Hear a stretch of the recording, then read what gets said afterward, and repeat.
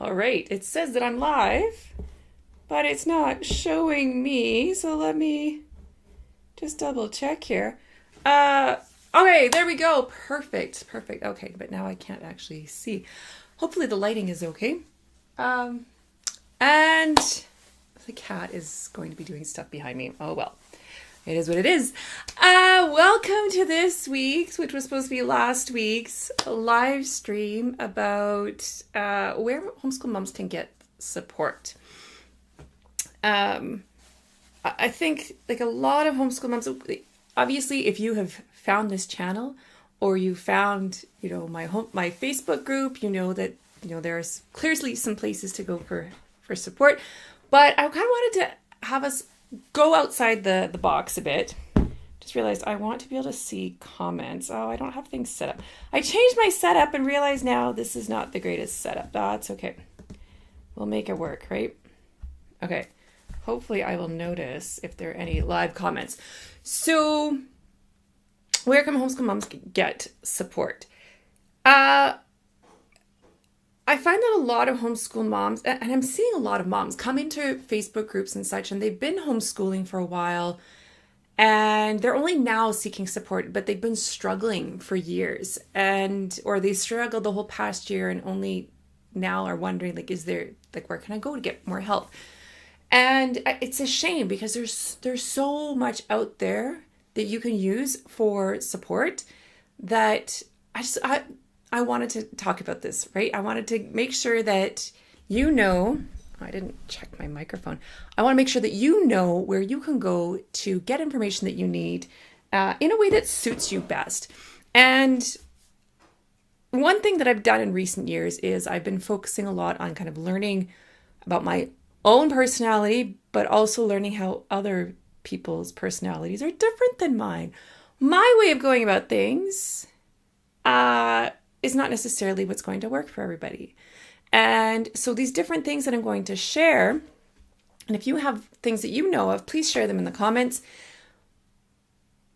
Everybody's different, right? So what works for one person isn't necessarily going to work for another, or some things will work, but other things won't. And if you're going to get stuck in trying to figure out what's the best thing, what's the right thing, you're off course, okay? So much of life is just trying things and seeing how it goes, seeing how it works for you. And that doesn't matter if it's finding support, getting a curriculum, or which homeschool approach you want to use. It doesn't matter. It's all about trying something out. We've gotten ingrained in us, especially as moms, especially if you are a neurodivergent mom, a certain level of perfectionism or anxiety. And there's this idea that we have to figure it out before we try so that we don't fail. And that's not what finding support is about. That's not what even picking a curriculum is about. But let's focus today on getting support. So let's classify it as there's different types of support. There's kind of independent solo support. You just finding the things on your own.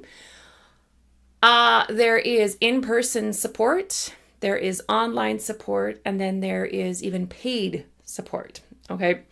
So what I mean by solo or independent support, this was my main way of doing things. I didn't tend to ask a lot of questions about things. I was the one giving the answers. That's what I like to do. I'm a researcher by nature. So my way of going about things was to read, and read some more. So that's one way that you can support yourself. I know a lot of moms go, well, I don't enjoy reading, or I don't have the time to read. And the interesting thing is I actually spent way more time reading back then than I do now, even though my kids are older. I've had to kind of force myself to get back into reading. I love reading, but I've just gotten distracted by so many other things. So there are so many different books out there. There are even way more today than when I first started homeschooling, on learning, educational approaches, on learning, just how to learn and teach and all of that. There's so many different books available. Doesn't have to be books. There are websites, right? Another way to do kind of the independent support is find podcasts, find YouTube channels like this one. I'm not the only channel. There are other channels that might have the information that you're looking for. Or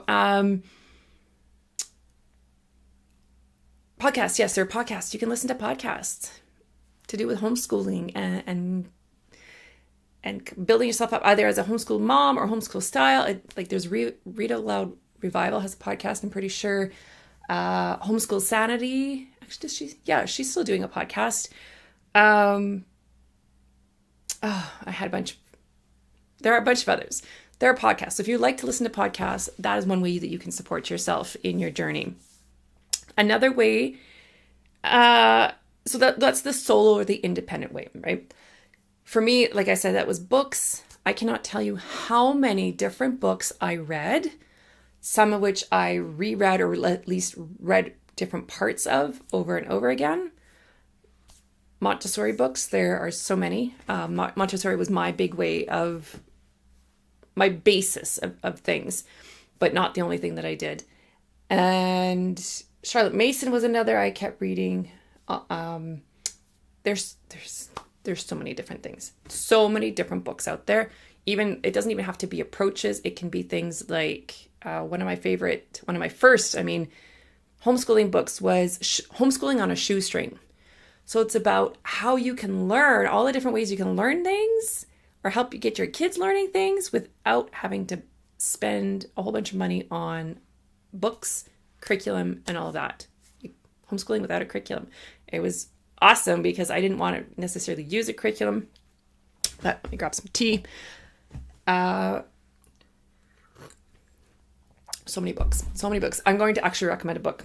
I should put a website or a web page together with my all the books that I can think of that I read that I recommend.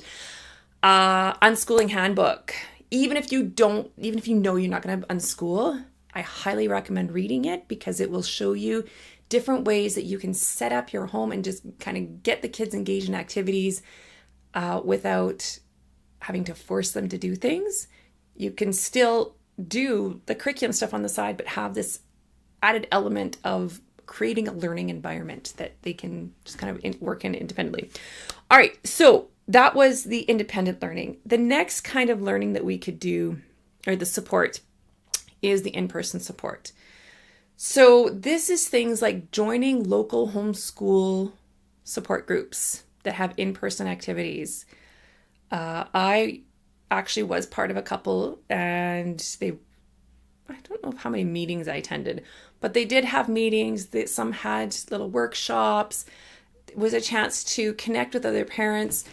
One had a homeschool park day, which was a great way for moms, it was mostly moms, to get together. And while the kids played, they talk about things. And sometimes it was just general life things. Lots of time there was homeschooling discussion going on and people asking questions like, have you used this curriculum? Because I'm finding this part is really tough. Can't get my child to do it. Or, this seems really easy. It's not taking a whole lot of time, right? All these questions that can come up, you get in-person feedback, right? Even if it's just saying, yeah, that's totally normal. You don't have to be spending 5 hours a day in grade 1 doing schoolwork. Yes, there are parents who think you need to do 5 hours of grade 1. You don't. You really don't. So now you might not have a formal support group where you live, which is where you might be able to find either through your local library. They might have activities going on. Check in your community for homeschooling activities. It would be a way for you to connect with other homeschooling parents. You might also, I guess this is kind of a hybrid of getting support online where you go into online groups, be it on Facebook, on Reddit. You can actually connect with people sometimes on YouTube. And just it can be a way to connect with parents that you can then meet in person and get that support, that in-person support. So online support. There are things, the big thing is sport, like the groups, the homeschooling groups. And you can find groups for you can probably find groups for your area. You can find groups for specific styles of homeschooling. You can find groups for children with ADHD, children with dyslexia, children with other special needs, gifted children. Like, you can find almost any homeschooling kind of group on Facebook.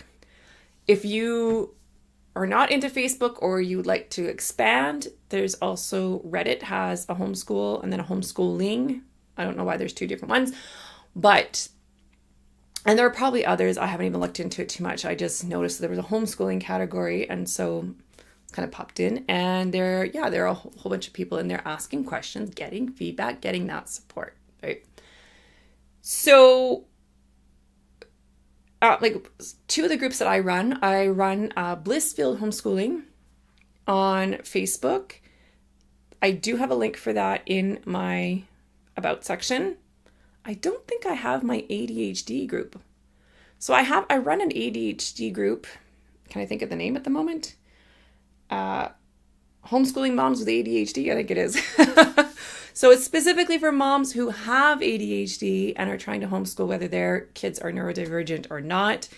And it's a great place for homeschooling moms with ADHD to come and, kind of get some coaching, because it is a coaching community. So it's a bit of people asking questions, but a lot of me just kind of putting out information, getting you to understand how your ADHD plays out, how you can use different strategies, things like that. I forgot where I was going with this. Welcome to ADHD. That's okay. So, online sport. There are all kinds of homeschooling groups on Facebook where you can get support that you're looking for, be it local, finding activities for your kids, or dealing with more difficult things, or how to homeschool with a certain approach, right? The other one I can think of is paid support. So paid support is things like hiring a mentor or a coach. If you look up homeschool, like if you Google homeschool mentor or homeschool coach, you will find a bunch. It has become a thing.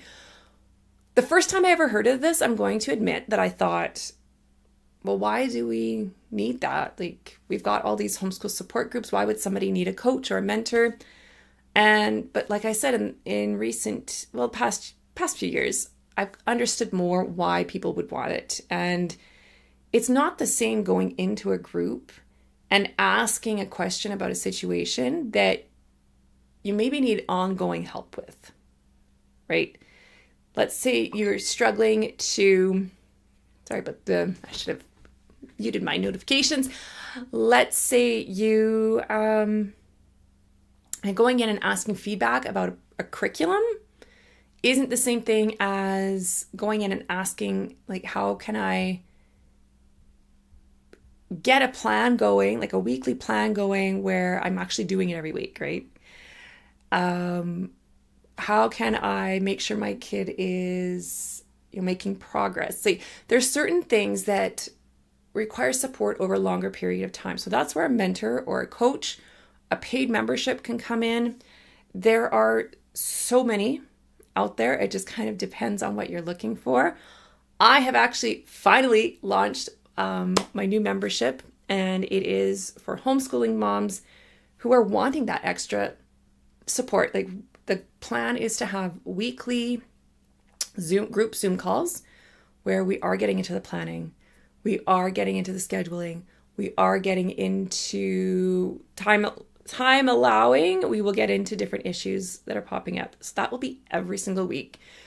And it will have with it a Facebook group where I will be posting things like sample schedules, like ideas for the week, sample plans, like for example, a science plan for the week, a social studies plan for the week. It will be a constant ongoing support for the community rather than you just going into a group, asking and getting like the feedback one time. I don't have enough subscribers yet to link that in the comment or link that in the description. Although I think I can put it in the comments. Maybe I can put it in the comments. I'll see if I can put it in the comments. I do have it linked in my About section if you want to read more about that. And please feel free to ask me any questions. It's not for everybody, right? No membership is going to be for everybody. Not everybody's looking for a membership, but I have been interacting more and more with moms in the past couple of years who are wanting, like one put it as hand-holding, like just needing some hand-holding, needing some feedback on things, more regular feedback on things. And that's another thing with Facebook groups and such, is it can be different people each time who don't necessarily remember all of, like, it's not the same having feedback from different people all the time on the same issue, whereas you can have somebody who is guiding you along the way, right? So you'll find that other memberships do that too. So I offer you mine. Check it out if you are looking for an extra little bit of support. It is not expensive.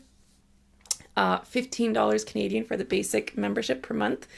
That is a limited time. I will be upping that at some point, or I might actually be capping it. I might, not just capping it, I might actually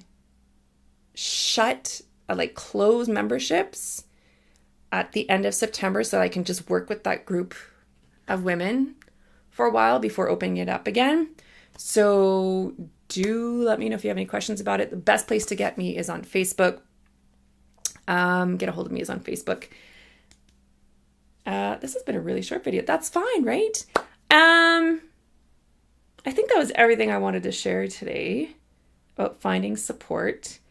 Just know that there's a lot out there to support you, all right? There's a lot out there to support you.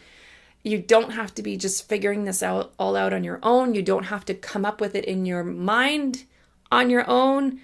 That is something that I've seen a lot, and it's not just newbies. It's different people who just kind of seem to think that they should be able to figure it out. And no, you need to support yourself in some way. All right, because none of us are trained for this. There's no instruction manual that we all get when we start homeschooling, right? And it wouldn't make sense to do that anyhow, because each family is different, each kid is different, so the instruction manual for one kid wouldn't necessarily work for the other. All right, thank you so much for joining me today. Do let me know if you have any questions in either the comments or go to the link on Facebook. You'll see me as the admin and you can get a hold of me there. All right. Thank you to all my new subscribers, by the way. It's not that many. That's awesome though. I love seeing the subscriber count go up since this is a brand new venture. But for now, yep, thank you. And ADHD brain.